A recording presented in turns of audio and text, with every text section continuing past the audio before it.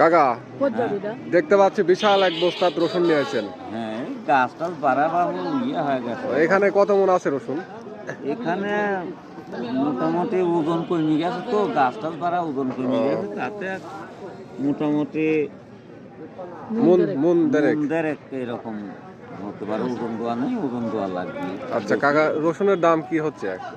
দাম এটা এখন গাছ বাড়ায়নি রসুন, তো এর দাম একটু কম এখন। তারপরে কত বলছে দাম? 6,500 এরকম বলতেছে দাম। হ্যাঁ, এই যা আছে এখন যা আছে তাই এর চাইতে ভালো। আর কাকা কোথা থেকে আইছেন রসুন বেচতে? আইসি মানিকপুর থেকে। মানিকপুর থেকে আইছেন?